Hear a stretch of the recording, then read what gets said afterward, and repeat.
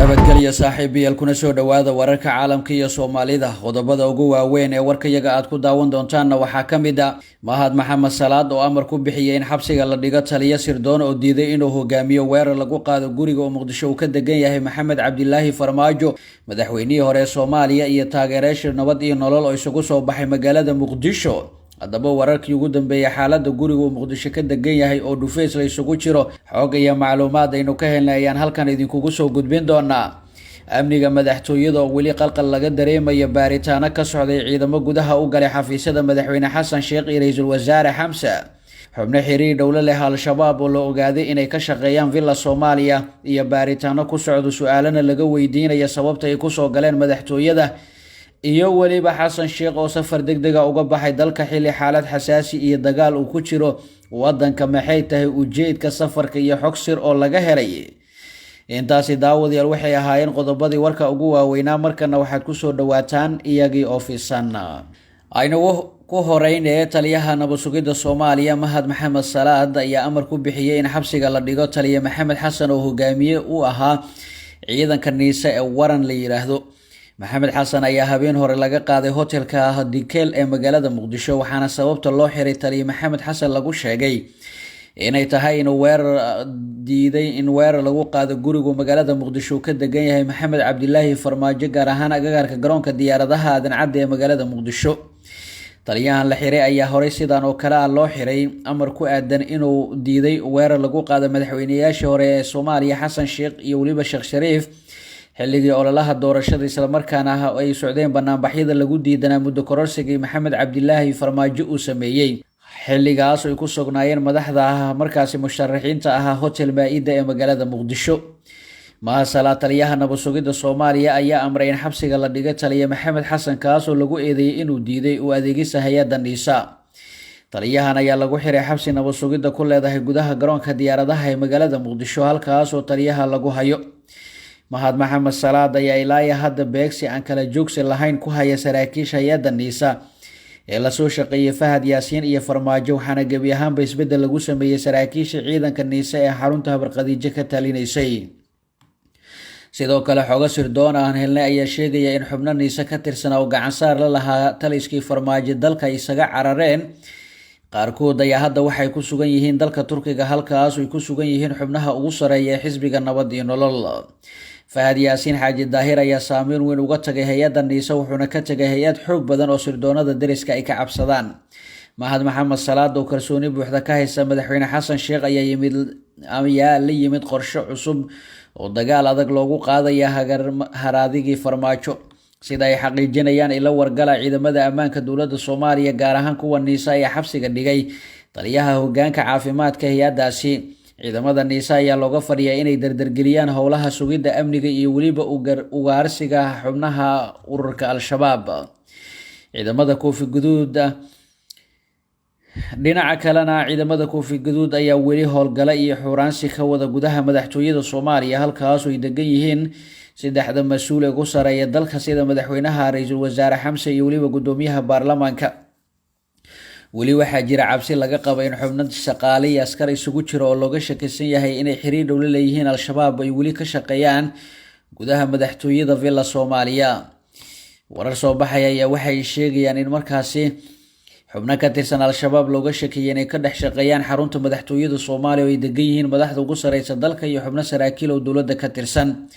ila xog ogaal ayaa inoo sheegay in laamaha ammaanka madaxtooyada ay ka warheleen xog tilmaamaysa inay jiraan rag lagu tuhmayo in wada shaqeyn dhow kala dhaxaysa al-shabaab kuwaas oo awood buuxda ku leh gudaha xarunta durba qaybta nabad sugidda qaranka ee ka dhex shaqeysa madaxtooyada ayaa bilaabay inay sameeyaan baaritaano sal iyo baar ah si loo helo xubnaha tuhunka uu soo galay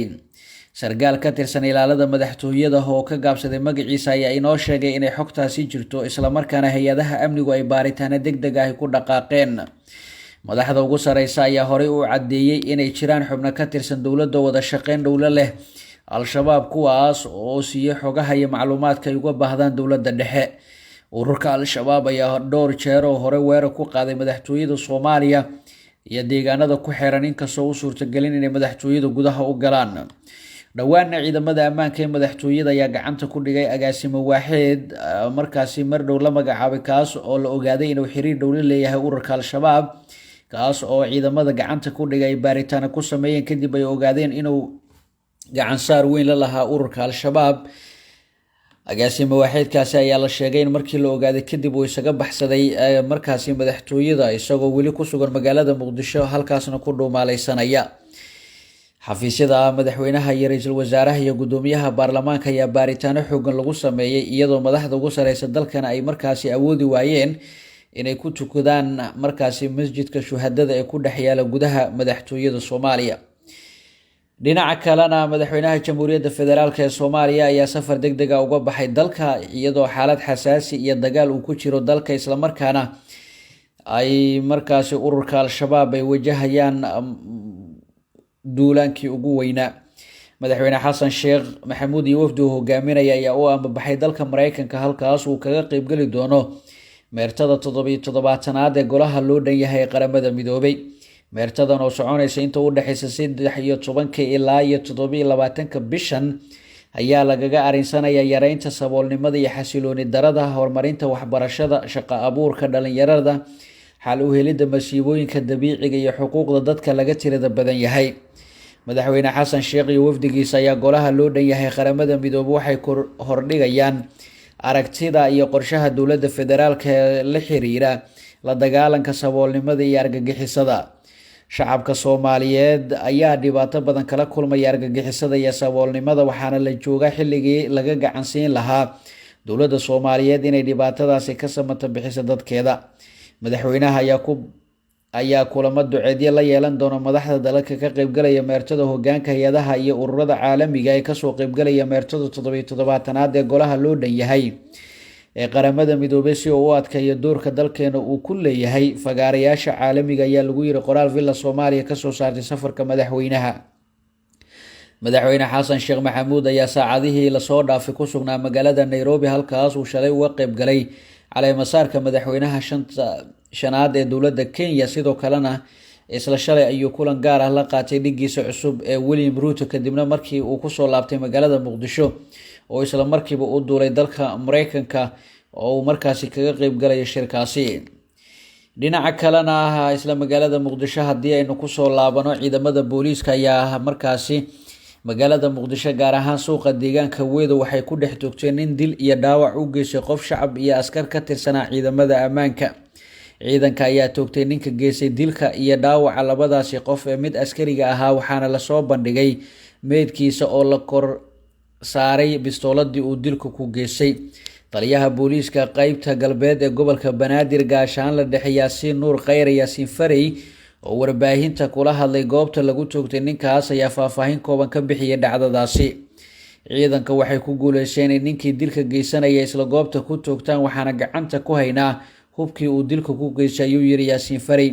sidoo kale waxa uu sheegay in ciidanka markaasi oo roondo ku jira ay la kulmeen falka uu geysanayay ninkaasi iyadoo ku guuleystay inay isagina goobta ay ku toogtaan. ammaanka magaalada Muqdisho ayaa soo hagaagaya muddooyinkii dambe waxaana yaraaday dilkii iyo qaraxyadii ay ka geysan jireen